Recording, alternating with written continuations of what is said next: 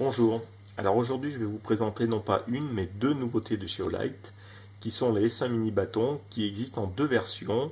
Une version que je qualifierais de normale à 600 lumens avec une diode qui donne une lumière plutôt blanc-froid et une avec une puissance maximum de 4500 lumens équipée d'une diode qui est censée reproduire la lumière du soleil, qui donne donc un rendu des couleurs plutôt fidèle, en tout cas tel qu'on a l'habitude de le voir avec la lumière naturelle. Alors avant de démarrer le test, je voudrais préciser que ces deux lampes m'ont été fournies par Olight afin d'effectuer un test comparatif entre les deux, afin d'aider au mieux les acheteurs potentiels à faire leur choix entre l'un ou l'autre des modèles. Alors voici les deux protagonistes, donc qui sont vraiment, comme leur nom l'indique, des mini lampes. Pour donner une idée, voici en comparaison une S10R version 3 de chez Olight, qui était déjà une mini lampe. Là, on a gagné encore presque 1,5 cm en longueur. Donc c'est vraiment de l'ultra compact. Alors, dans la boîte, bien sûr, on retrouve une dragonne pour pouvoir qui se fixe sur le clip ceinture pour pouvoir le porter à la main.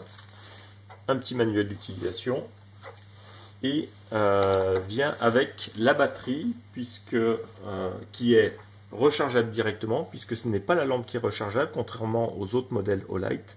Là c'est directement la batterie, c'est-à-dire qu'elle se branche elle est équipée d'un port micro USB et lorsque la batterie est en charge, comme ici on a une petite lumière rouge et puis dès qu'elle change de couleur, la batterie est 100% rechargée.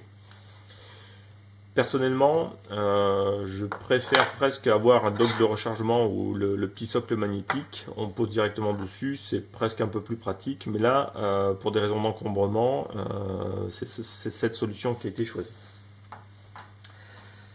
Alors, donc comme je l'ai dit, il y a deux versions de cette mini lampe. Et donc une qui porte la mention HCRI, donc qui est pour le rendu des couleurs fidèles. Sur la lunette, je ne sais pas si on voit très bien la caméra, mais on a les inscriptions relatives à chacune de ces lampes. Donc 600 lumens maximum, équipée d'une série 70 et surtout avec une température de 6500 Kelvin, alors que celle-ci, 450 lumens maxi, et donc la température de la lumière du soleil, soit 5500 Kelvin. Alors, le mode de fonctionnement est le similaire à tout ce qu'on retrouve chez Olight, c'est-à-dire marche, arrêt, et pour switcher entre les différents modes de puissance, on tient appuyé sur le bouton pendant une demi-seconde. Donc là, je suis passé de 0,5 à 15 lumens, ensuite 60, 330, et si on fait un double-clic, on monte au mode turbo à 600 lumens. Et ensuite, on rebascule entre différents modes. Bien sûr, il y a un mode strombo et il y a également une minuterie qu'on peut programmer entre 3 et 9, soit à 3 soit 9 minutes. Alors ces lampes n'ont pas le même réflecteur, ce qui donne un équilibrage de faisceaux différent, mais ça on se rendra mieux compte lors du test de nuit en extérieur. Donc la principale différence, c'est la puissance maxi et le rendu de couleur. Donc pour se rendre compte de ça, ce que je vais faire, c'est que je vais mettre une petite scène, régler l'appareil photo sur 5500 Kelvin, et puis on verra le différent rendu en fonction des objets qui seront là et qui auront des couleurs différentes.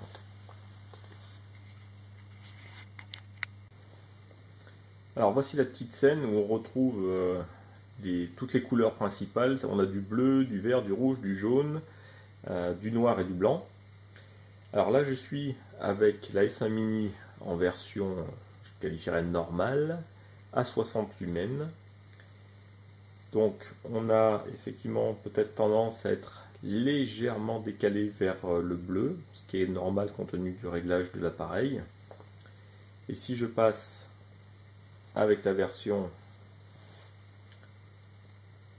au rendu de couleur, donc là on est à 50 lumens, puisqu'elles n'ont pas tout à fait le même étalonnage de puissance, donc effectivement c'est un tout petit peu moins lumineux, mais on a plutôt tendance à avoir un blanc blanc, qui ne tire pas sur le bleu, et effectivement un rendu de couleur un peu plus fidèle, même si c'est pas ultra flagrant.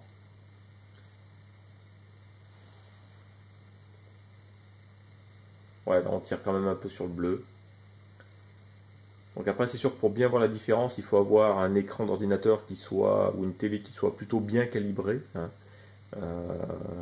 pour pas être décalé ni d'un côté ni de l'autre. Mais effectivement, à l'œil, on voit bien la différence. On a une lumière qui est quand même sensiblement plus chaude, ici en version HCRI, que là en version normale, où on est un petit peu décalé sur le bleu. Ce qui est tout à fait normal avec ce type de diode. Et là je repasse avec celle qui est à 5500 Kelvin.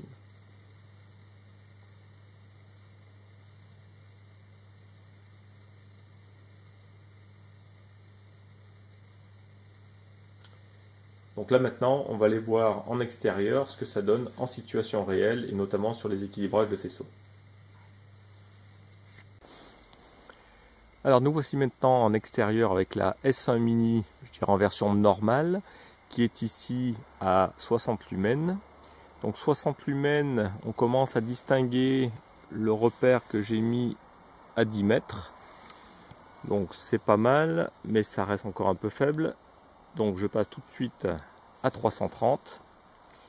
Donc 330 lumens, ça devient confortable.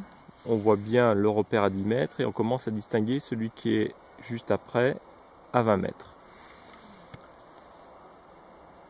Et si je passe en mode turbo, donc là on est à 600 lumens, on voit bien les deux repères et on voit les petits arbres qui sont tout au fond et qui sont à exactement 30 mètres. Avec une lumière qui est donc ici un petit peu, on va dire un blanc froid, légèrement bleuté. Alors, on va basculer avec sa petite sœur qui est ici à 50 lumens. Donc pareil, un peu faible. Je monte à 250.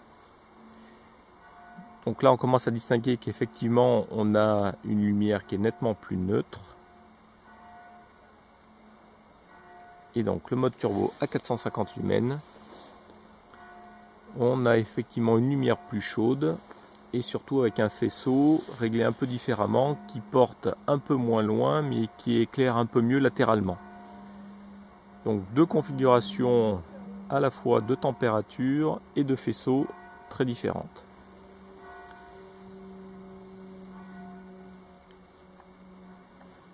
Je repasse avec la S1 normale.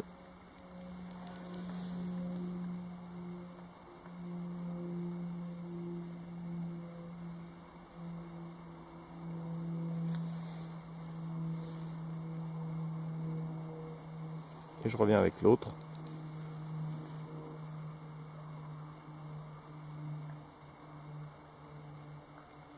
Voilà, deux rendus vraiment différents.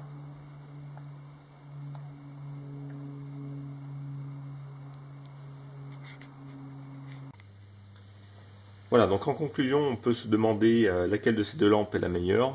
Ça, je dirais, ça va dépendre de l'utilisation dont vous avez besoin. C'est-à-dire que si vous avez besoin de puissance pure et dure, à ce moment-là, celle qui délivre 600 lumens sera plus adaptée parce qu'il y a une véritable puissance supplémentaire par rapport à sa petite sœur. On le voit très nettement en extérieur. Par contre, si vous avez besoin d'éclairer large, à ce moment-là, il vaut mieux celle qui a un rendu des couleurs assez fidèle. C'est-à-dire que son faisceau est bien mieux équilibré, je trouve. Et avec ce genre de produit, en général, on n'a pas besoin d'éclairer très très loin, d'avoir une très longue portée. C'est pas ce qu'on recherche. Donc à ce moment-là, c'est plus confortable d'avoir un faisceau plutôt large. Donc en ce sens-là, celle-là est la meilleure. D'un point de vue rendu de couleur, c'est vrai que avec celle qui est dédiée pour ça, la végétation en extérieur apparaît plus conforme à ce qu'on a l'habitude de voir de jour. Donc elle a rendu effectivement des couleurs un peu plus fidèles. Celle-là tire légèrement sur le bleu, donc ça peut en dérouter certains, ou en tout cas ça donne pas le même aspect que de jour. Donc ça après, j'ai envie de dire, ça dépend de chacun. C'est-à-dire que moi personnellement, je suis habitué aux lampes avec des couleurs un peu froides, donc ça me dérange pas. Mais c'est vrai que ça peut en dérouter quelques-uns. D'un point de vue finition, il n'y a pas de problème, ce sont les mêmes. C'est du Olight, c'est du robuste, c'est étanche à 1,50 m de profondeur, donc pour une utilisation en extérieur, même quand il pleut à verre, ça pose pas de problème.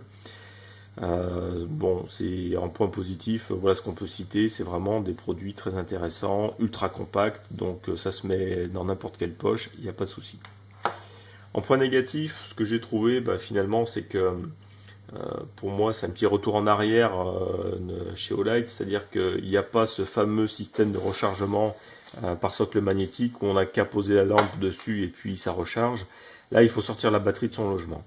Bon, c'est moins pratique, hein, il faut l'avouer. Par contre, ça reste toujours plus pratique le fait de brancher une batterie directement sur un cordon USB que d'avoir un chargeur externe et puis qui coûte déjà de l'argent et qui prend de la place, etc. Donc, on va dire c'est un produit un peu intermédiaire entre une lampe basique avec un accu standard et puis les gammes Olight où on pose ça sur un chargeur qui est fourni avec. Donc voilà, à part ça, pas de gros défauts, si ce n'est que forcément c'est des petites batteries, donc l'autonomie est limitée par rapport à des accus plus standards.